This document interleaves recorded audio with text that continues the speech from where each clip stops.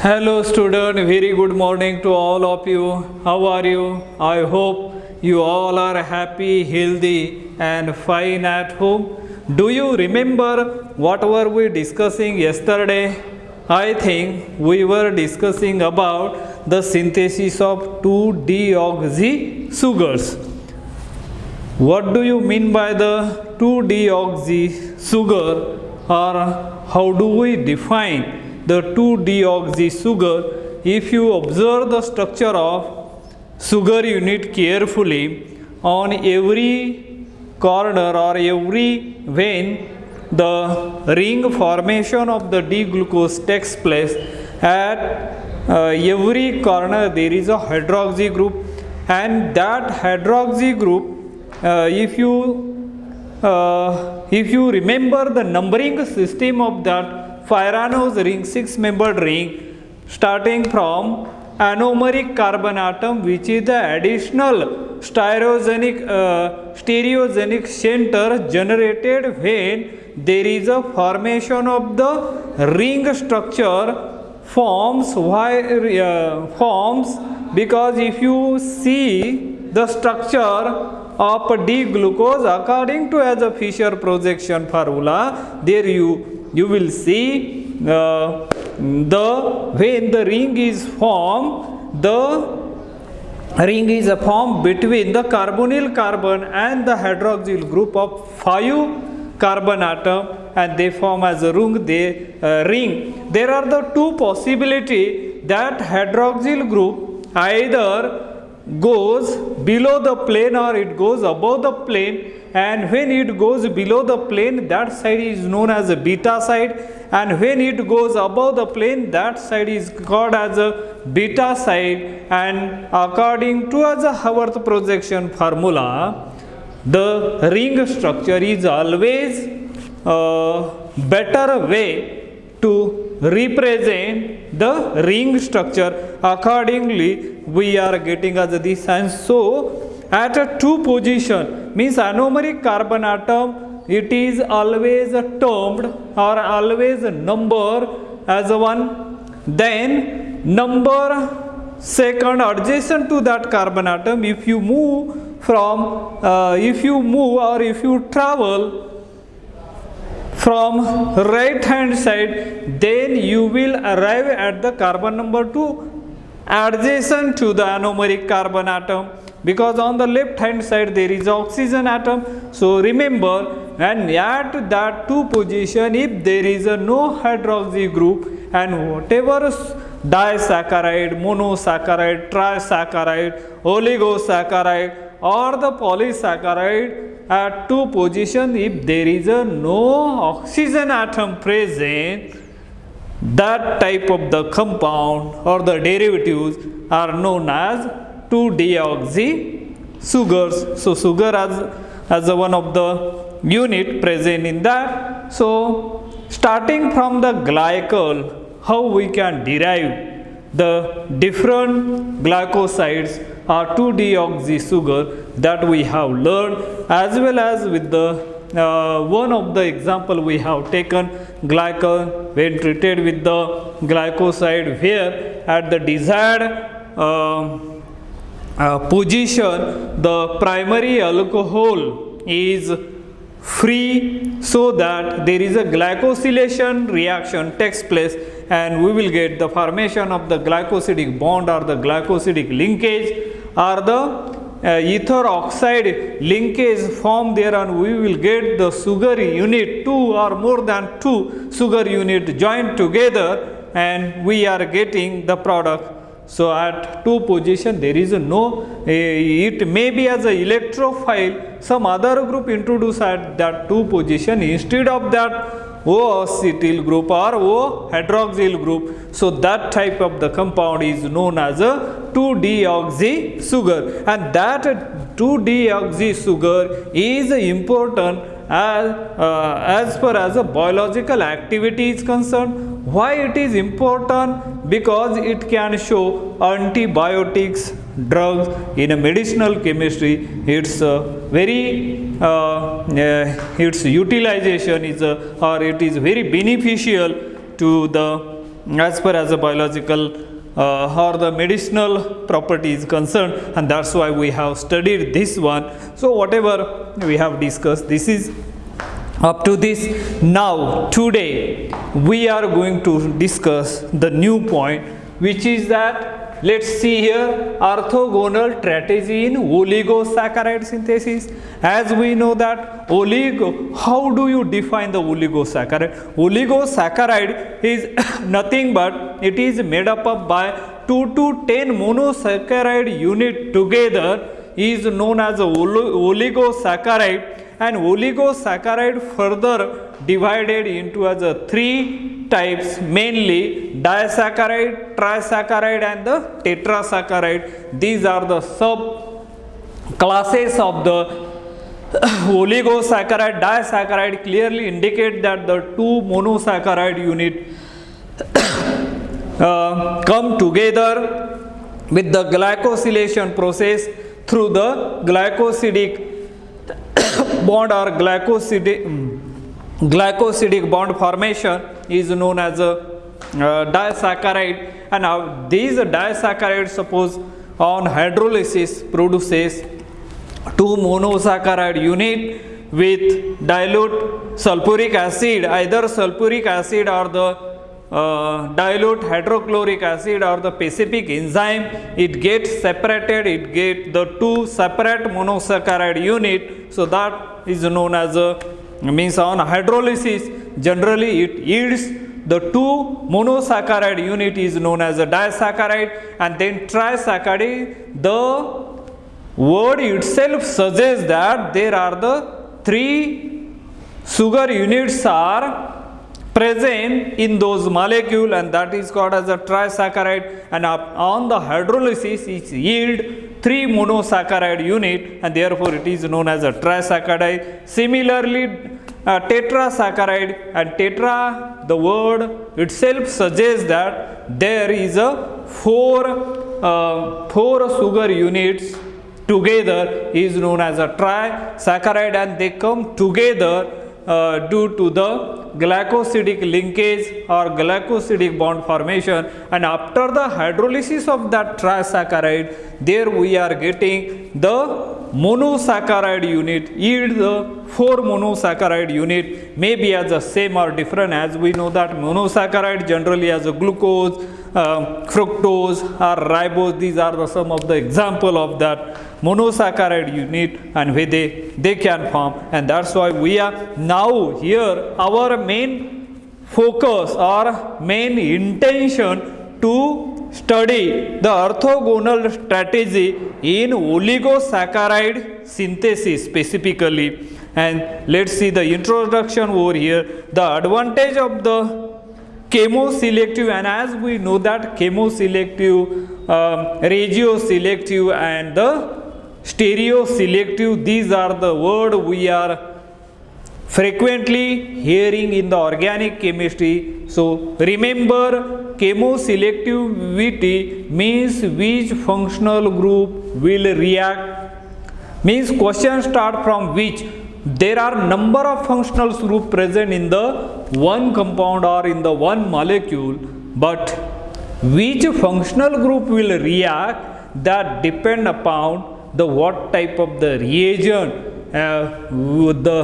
that reagent can convert selectively only one functional group into. And for the selectivity, enzymes are highly stereospecific reaction. Stereospecific reaction means only one product are resulting, means only one product, exclusively we are getting only one product, and that's called as a stereospecific reaction. And regioselective means what? Regioselective means where it will react. The reagent which is going to react with the particular functional group, there are the 2 sides or number of sides are present over there. So selectively which side it is going to attack or it is going to form as a bond in a one way, that is a predominantly or exclusively product. Let us see, suppose as a unsymmetrical alkene, let us see as a propylene, then it will be treated with HBr, and as we know that it is one of the famous addition reaction, means here we are getting as a 2-bromopropane as a major and the 1-bromopropane as a minor. So that type of the reaction is called as a regioselective reaction, and the not regio, that is what we can call it as a stereoselective reaction. One of the product is a predominant, whereas another one is a minor or traces amount that. So let me revise these three terms once again. Chemoselective means which functional group will react, regioselective means where it will react, and stereoselective means how it will react. So that's are the thing you should remember while studying this type of the things. The advantage of the chemoselective activation strategy is manipulation are required before the coupling reaction, because the glycosyl acceptor has a pre-installed leaving group which also protect the anomeric center. As we know that everybody knows that the anomeric center, the number of available protecting group, and chemoselective glycolation, as we know that chemoselective means which group will react. Chemoselective glycolation condition, however, limit the chemoselective sequential glycolation strategy. The key reaction in the construction of oligosaccharides is, of course, the glycosylation reaction, in which stereo and regio specificities must be carefully controlled, and there are several ways of controlling the stereochemistry of glycosidic bond formation. For example, number 1,2 transglycoside formation by means of a C2 participating group. Number 2, axial glycoside formation resulting from the anomeric effect. Number 3, equatorial glycoside formation using solvation of the carbonium cation by acetonitrile. And number 4, axial glycoside formation by SN2 displacement of beta halides formed by halide equilibration in the presence of quaternary ammonium halide. And number 5, beta manosylation by means of insoluble silver salt. And last one, number 6, beta manosylation by intramolecular aglycone delivery. The generalized scheme for the synthesis of oligosaccharide is shown in figure number 1. As an example, let's see over here how we can show that strategy here. Let's see one of the structure I am showing over here this way, and then at anomeric carbon atom there is, I am representing by that P1 indicate as a protecting group number 1.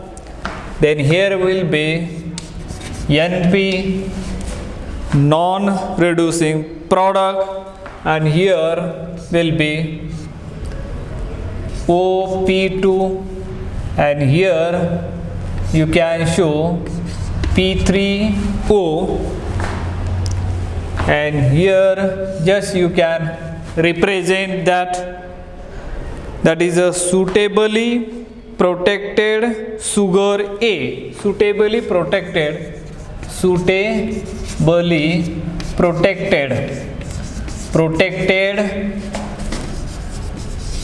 sugar A is represented here. Now anomeric deprotonation, here is a now anomeric deprotection is carried out here to get anomeric deprotection. Look at here, anomeric, after the doing anomeric deprotection, what will be the resulting product?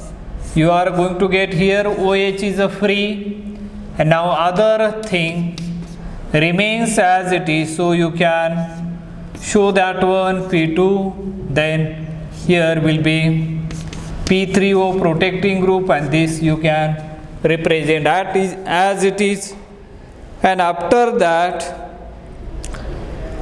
it will be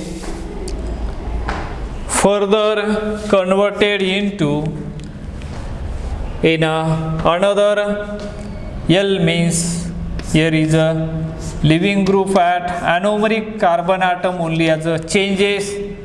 Now other things remains as it is. NP is shown over here. Here is a P2O and then P3O. These are the protecting group second, protecting group third, which is represented over here, and this is a glycosyl donor. Now this becomes as a glycosyl donor. This is a glycosyl donor, and another one which I am going to show over here, the same structure, same scheme I am going to represent over here. Let's see, this is a P1 protecting group 1, then that is a non-protecting group over here, so you can show this P2O, then here P3O protecting group 3, and this shown as it is. Then this one further deprotected P2. Now selectively deprotection of P2 here. So what do you get here? So after deprotection, this one selectively or at a desired product, we will get here P1 protecting group as it is, this NP also as it is, but here we are going to get as a free HO over here, and here is a P3O remains as it is. Only selectively we have deprotected the group at P2 protection selectively, and this will be further, this one is called as a glycosyl acceptor. This one is called as a glycosyl acceptor. Look at, observe this one, this is act as a glycosyl donor, whereas this is act as a glycosyl acceptor, and once these two species, the two things together, glycosyl donor and the glycosyl acceptor react together, and the resulting compound will be formed as a disaccharide. So how we are going to get this one? That I am going to represent this one is over here. Remember, I am showing here. So here you remember this and this, here like this. So that is a compound. Look at this one. This is going to, I am going to represent as it is like this. But here this one is at this position O, and this one, now this is going to attack over here. So this way you can represent, sorry, here is the oxygen atom, please remember that one, make the correction. Here also as oxygen, here P1, this NP you can write as it is, and this is joined over there. There is a P3O, and here you can write as it is, and this one NP you can write here also P2O, and here also P3O, and this remains as it, and this is nothing but as a sugar A and B. This is a sugar. Now you can see over here, this is a sugar A and B. This is a sugar, this will be the sugar A, and B we can represent over here, and after that we will get the, that is this is a figure number 1 represent, that is a generalized oligosaccharide synthesis, and interactive reaction consisting of protection, deprotection and glycosylation reaction are performed to obtain oligosaccharides. Here L is nothing but as a leaving group, and P is called as a protecting group in this figure. Here remember, this L is nothing but as a leaving group, and P stand for as a protecting group, and which is represented in this diagram. And this is of a complex oligosaccharide synthesis. One must decide which method should be applied for each coupling step before the synthesis. Also, a protecting group must be removed after each glycosylation step to release the hydroxyl function required for the next glycosylation reaction. Now is a analysis of the strategic aspect of oligosaccharide synthesis, that is a general aspect we are going to discuss right now. To achieve efficient synthesis, both stepwise and convergent methods must be employed. A stepwise method in which synthesis starts from the reducing end,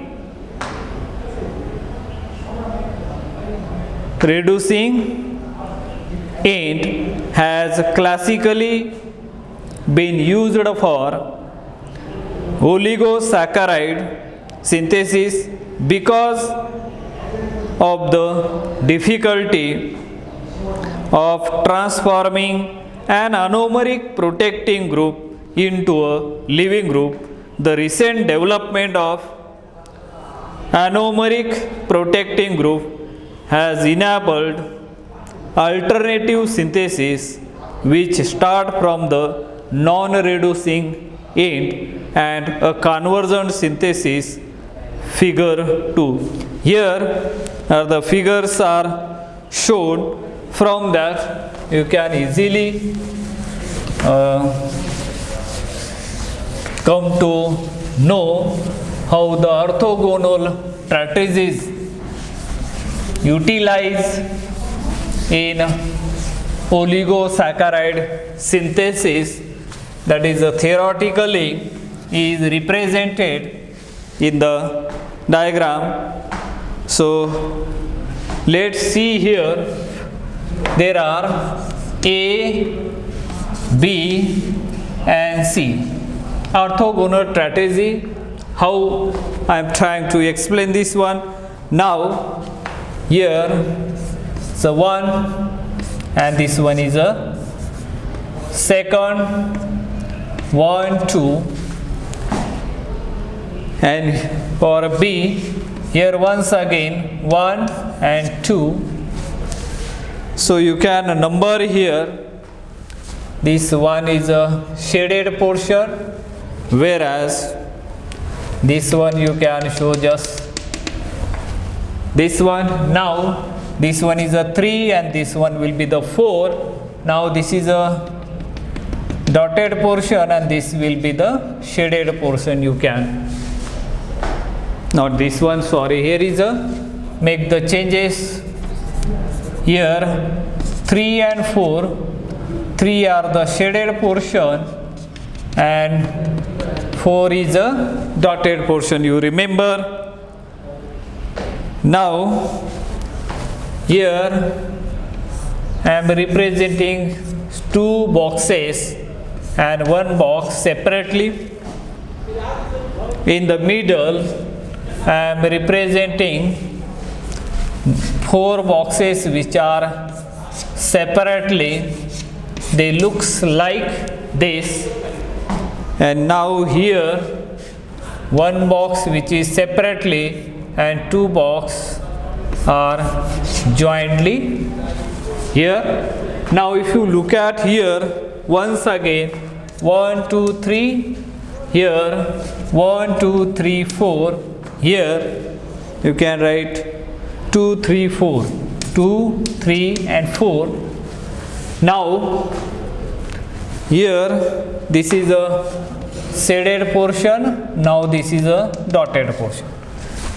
Here also alternatively this is a shaded portion and these are the dotted portion.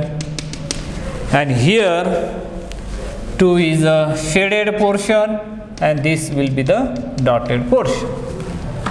Now here I am trying to represent 3 boxes together and 1 box I am showing separately. Now here are 2 boxes jointly and 2 boxes here jointly, and here I am showing the 1 box separately and 3 boxes are jointly here like this. So here once again 1 2 3 4, here also 1 2 3 4 and here 1 2 3 and 4.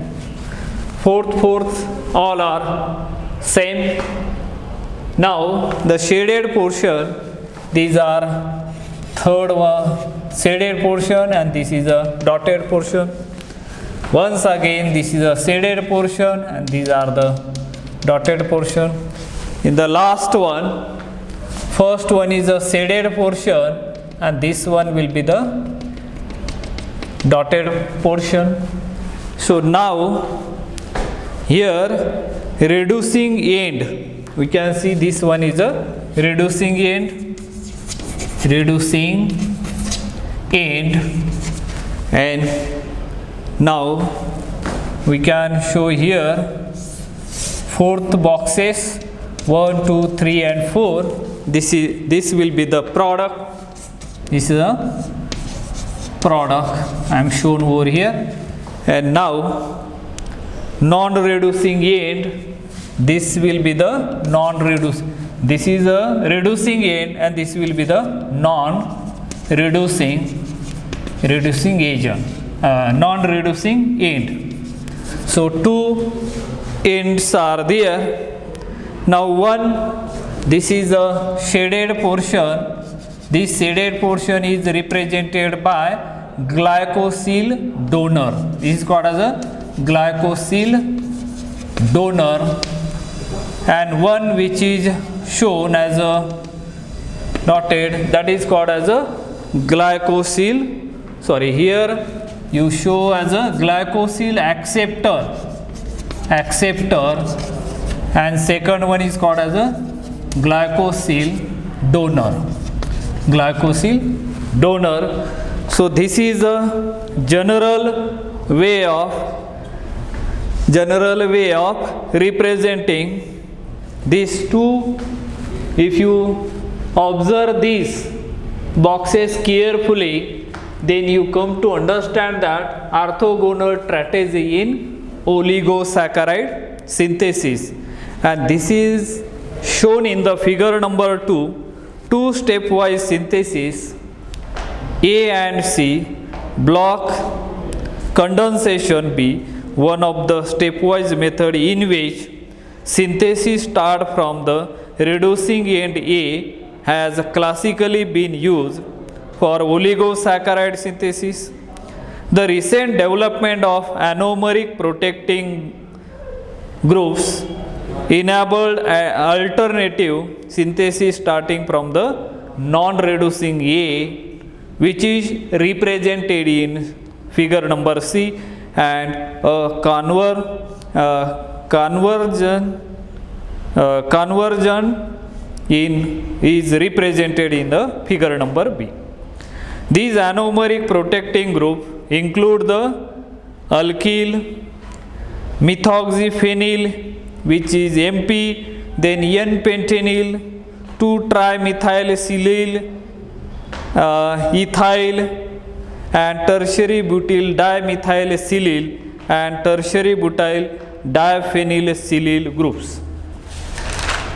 And removal of this class of protecting groups releases the anomeric hydroxyl function to be converted into living groups. And here the figure number separately shown over here, Hikarosi by reactivities of the species labile and the stable, which is represented here in the scheme number 4. Let's see how we can see this one. Now here are the 4 boxes we can show here. This one. Now in this box contains this type of the structure O.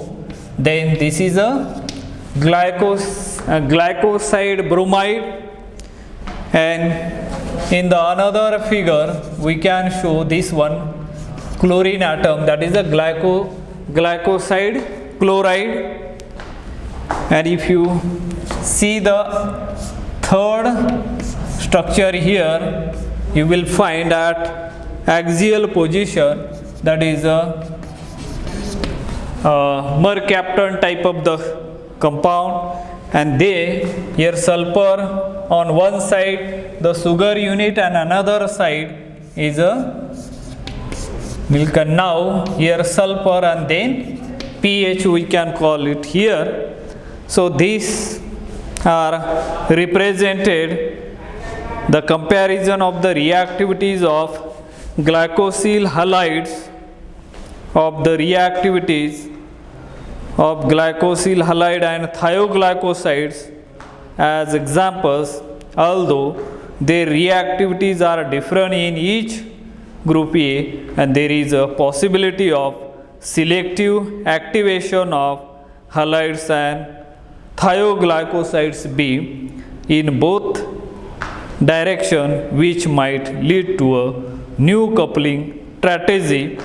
So these are generally represented here at an equilibrium, that is a indicate as here a hierarchy, that is HIERARCHY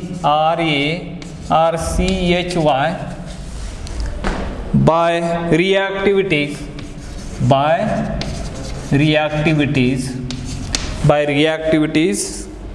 of the species, that is here is a labile and this will be the stable. Now on this side, silver salt here is represented like this. See carefully, silver salt, and at this end there will be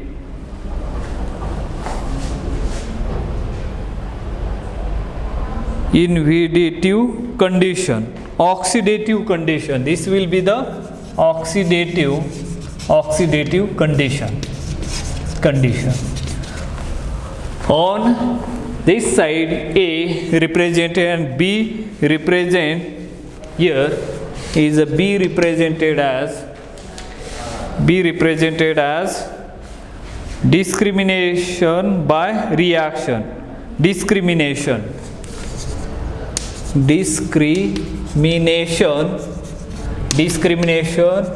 by reaction conditions. I think with this we have completed this point as far as this is concerned, orthogonal strategies in oligosaccharide synthesis. How these strategies are used for the synthesis of this strategy, orthogonal strategy in oligosaccharide we have seen over here. I think in the next lecture we are going to see protecting group. What are the common protecting group used in the carbohydrate chemistry, that we will see in the next lecture. I think with this, let us stop today here. Have a nice day. Thank you.